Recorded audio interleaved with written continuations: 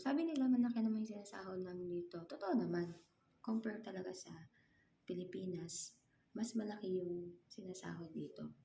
Pwede mong bilhin. Bumili ka ng cellphone, bumili ka ng mga material na bagay. Pwede mong mabili gamit yung perang pinaghirapan mo. Totoo naman. Pero, ano yung hindi natin kayang bilhin? Yun yung mental health. Kasi kapag nagpa-check up ka, pero hindi mo mabibili yung mental health. Hindi po yun na-order. So, sa lahat ng agency dyan, no, sana po magkaroon kayo ng monitoring, mental health monitoring, na kung saan, may mga psychologist naman po siguro kayo dyan, no, yung mga HR, i-monitor ninyo yung mga na-deploy nyo. Nang sa ganun, maunawaan nyo kung bakit gusto nilang umuwi, kung bakit hindi nila naaayos yung trabaho nila, ano bang problema. Kailangan na i-address ng patient yung dahilan kung bakit hindi niya nagagawa yung gawain niya, kung bakit bang pinipili nilang umuwi, mag-breach ng contract. Baka kasi may problema sa environment. Pinaka-importante kasi sa mga manggagawa is yung unang-una, yung working environment, yung workplace. Kapag hindi friendly yung workplace, kapag hindi friendly yung nasa paligid, yung environment, nagkakaroon talaga ng minsan anxiety, yung iba nade-depress pa. Bakit? Nape-pressure kasi sila sa gawain. Nagugulat sila sa mga bagay na hindi nila ina-expect. Well, sabi nyo nga, expect the unexpected. Pero di ba minsan, sa kontrata, nakalagay doon kung ilang members ng family. Tapos magugulat na lang, sa akin kasi, members ng family ko, 6. Pagdating ko dito, 8. Doon pa lang, mali na. Nagkakaroon na tayo ng naku-culture shock tayo. Which is hindi maganda para sa atin. Para sa amin, na mga nandito sa Middle East. Ang nasa Middle East. No? So, sa mga agency dyan, sana naman nagkaroon kayo ng concern sa mental health. Hindi naman siguro kabawasan yun sa mga kinikita nyo. Kasi, kahit man lang observation, sana gawin nyo. Monitoring. Sasabihin nyo, hindi namin mamamonitor sa dami nyo.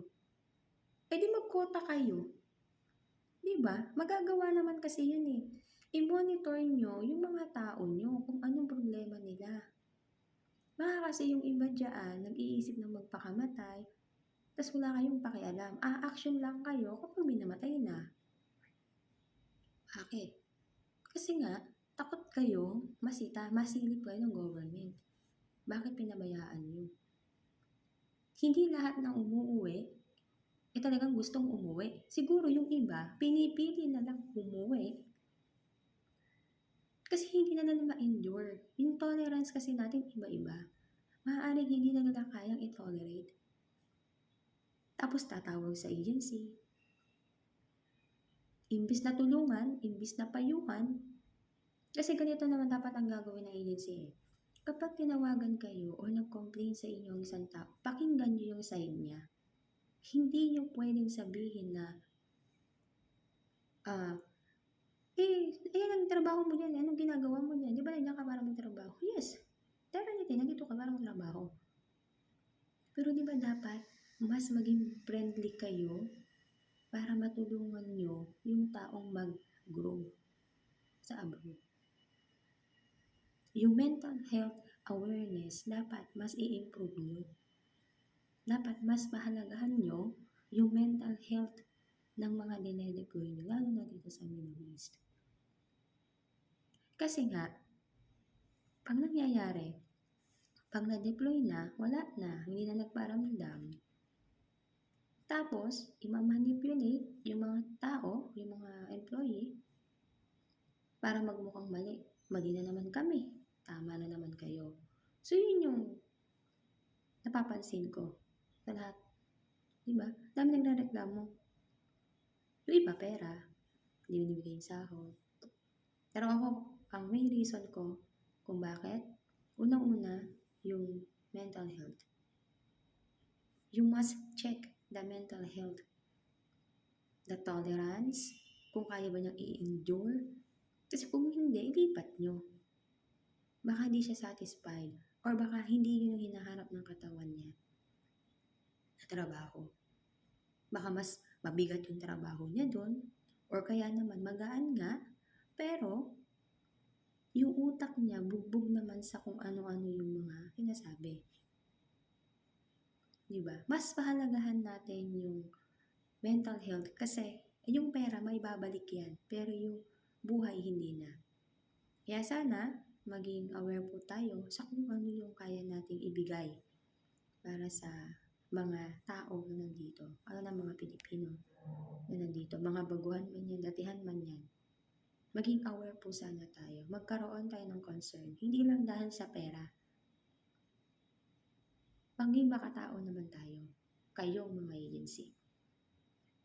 Sana isipin nyo din na nandito kami para magtrabaho. Pero kailangan namin kayo para kahit paano ma-monitor nyo rin naman yung mental health na meron kami. Baka yung iba sa amin depressed na, hindi nyo pa alam. Kasi ulitin ko, kapag na-deploy nyo na ang mga tao nyo, hindi na kayo nagpaparamdam.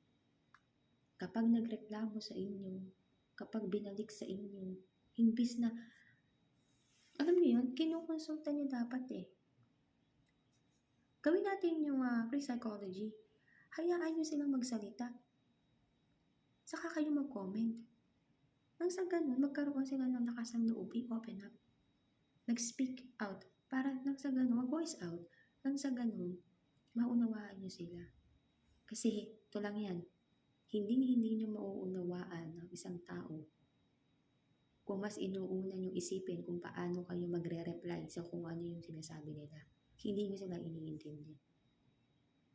Kaya sana magkaroon kayo ng awareness sa communication, sa mental health.